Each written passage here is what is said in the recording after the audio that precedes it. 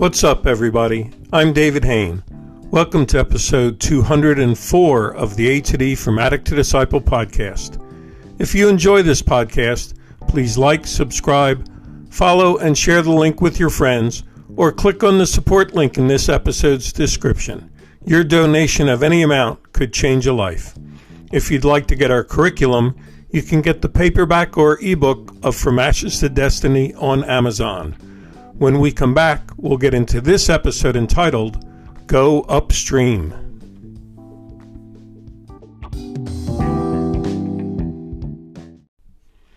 Welcome back to episode 204 of the A to D From Addict to Disciple podcast entitled, Go Upstream. I want to give a big welcome to my friends in recovery from the U.S., South Africa, and Australia for their participation in this group. As before, I'll be keeping them anonymous, but I'll be saying their answers as if we're having a live group meeting. So guys, we're going to start with a quote by Desmond Tutu, and it says, "There comes a point where we need to stop just pulling people out of the river. We need to go upstream and find out why they're falling in." So I want to ask you guys, how do you find out why guys in recovery keep falling in the river of addiction no matter how often they've been rescued? Ben, you want to start us out? Sure, David. I've recently crossed this particular bridge with someone I've been walking with through their recovery journey for years. Of course, if not for the grace of God, it would be me willingly jumping back into the river of addiction. So I'm grateful for the tenacity God has given me to stay the course by the power of His Spirit. Nonetheless, I've had to learn to stop throwing a rope to people who willingly jump back into the river of addiction. This individual has been helped by a myriad of people, myself included. I found out that a large handful of folks have tried to help this person by having conversations with them, and they let me know how frustrated they are that this person just does not seem to be listening to their advice or applying it at all. The stuff hit the fan, so to speak, when I got a Facebook inbox from his wife who said she just can't live with him anymore because he came home, kicked the door in, and verbally assaulted her and their children. She called the police, and an entire string of other events occurred barring him from returning to their home. She's now filing for divorce. When I gently confronted him about it in our next conversation about his recovery, he played it down very lightly and actually threw the blame on her. He had no idea I knew the truth of the situation from his wife. It was doubly confirmed by his parents, who were his biggest enablers, and now they have cut him off completely, which is my opinion of what was exactly what he needed. That said, long story short, I let him know that if I don't see him at least attempting to swim to the edge, he won't be getting another rope of rescue from me. I think some people want to drown and not live. Unfortunately, I think this guy is one of those people. I think sometimes we get in God's way and He's trying to use the river as the potential of drowning as a way of getting people to change. But we just keep throwing ropes to pull them out.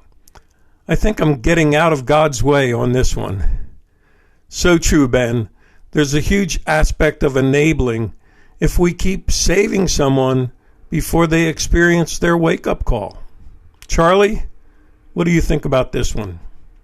From my experience, David, what I see happening is that there is a failure among us people to make connections. Connecting in a way that we stay connected. The hurting people seem too hurt to reach out, and the healed person or clergyman or social service people or families, whatever, they often seem too busy or too distracted by worldly things and practices to come alongside and stay connected to the person. I see it as laying down to the next man or woman when they are in the ditch. Connecting in a way to get them up out of the ditch and not leaving them, but staying with them as they wander the earth. And when they start to approach the river, we'll be there. Steer them away from the river.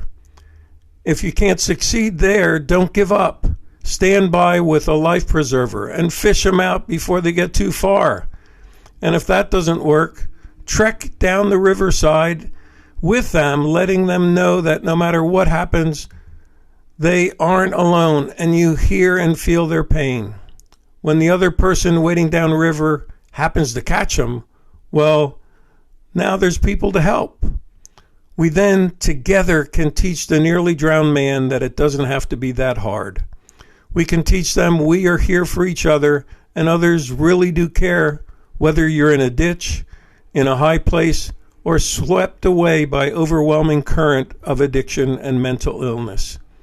And as a loving care fellowship, we can show you how to remain connected, that you aren't getting anywhere close to that riverside, but enjoying life together.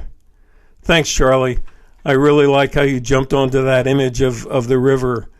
And I appreciate your explanation of that aspect of true connectedness, getting in the ditch so that guys who keep jumping in the river know that we're in this together. Eddie, what do you think? David, my understanding of overcoming addiction is different from many because, as you know, I was prayed for and allowed Christ into my life as my support and strength, as I knew I couldn't do it on my own. Maybe I'm wrong, but I've noticed that when people rely on their own strength or the strength of others and not allow Christ into their situation, they actually fall right back into the river, and even more so, the deeper end of the river. So my belief is that we need to make sure that those in addiction understand that they need healing, not from addiction, but healing of the heart, because that's where it all starts. And only Christ can do that, in my opinion. Period. Good word, Eddie. So key for people to lean into that connection with their higher power, to find the strength to stay away from that river because they found healing. Dante, what do you think? David, I often find these guys are isolationists and also a little overconfident in themselves and their abilities. I find out by developing relationships with them and giving the ability to then lovingly call them out and call them into fellowship with myself and other friends. We often get washed downstream when we don't have others we can hang on to. Thanks, Dante. We definitely have a theme of staying connected going here, developing relationships, finding true fellowship in the midst of those relationships, and knowing that we do need others to hang on to. Harry, what do you think? David, I normally try to chat to the guys and find out the triggers and root causes. Most of the time, they hide a lot of things as they are embarrassed to talk about it or afraid that people will be hurt if they speak out. But not dealing with root causes will always push addicts back to relapse. There's a guy who I'm chatting with who doesn't want to address the issue of his mom having an affair and that she wants to leave his dad. This youngster is 26 years old and is trying to keep his family together, but the emotional heartache that he keeps going through keeps getting him to relapse. His mom has forced him not to tell anyone about her secret affair, otherwise she will leave his dad. It's a sad state to be, and as an addict, the root causes don't get dealt with, and that keeps you in bondage. True that, Harry. Sometimes we're burdened by the secrets of others and find ourselves relapsing and running to that river due to the guilt of not being honest to friends or family. Freddie, would you like to close this out today? Sure, David. For me, going upstream at the top for those who just can't seem to get it together after many rescues reminds me of my suffering and the depth of spiritual, emotional, and physical despair, loneliness, and impending doom that I dealt with. The million-dollar question, why do some people make it and others do not, and they keep jumping in the river and relapsing?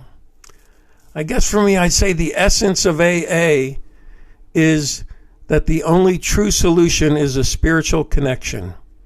There's a sign in our club that states, God brought me to AA, and AA brought me to God. This sums up how the miracle of almost 9 years of sobriety was given to me. However, it did take work on my part. Why do so many people relapse after being rescued so many times? Unfortunately, we don't all get it the first time. I have not met anybody who thoroughly went through the steps, though, and established a deep sense of spirituality and generously shares it with others that is not now living a happy life. I've heard that those coming into AA do what we call the 1, 2, 3 shuffle, and that is going through the first 3 steps sort of half-heartedly and stop there. And these are the ones who often relapse. So true, Freddie. We have to be ready to dig deep and do the work. Otherwise, when we try to coast through a program, we become the guys who keep jumping in the river and floating downstream. Thanks so much, guys, for all of your input. I think we got some keys for everybody to think about if they are the ones who keep jumping in the river or just sort of keep floating down the stream, dipping and dabbing. That answers lie in connectedness and spiritual development and true relationship and fellowship. Thanks, guys.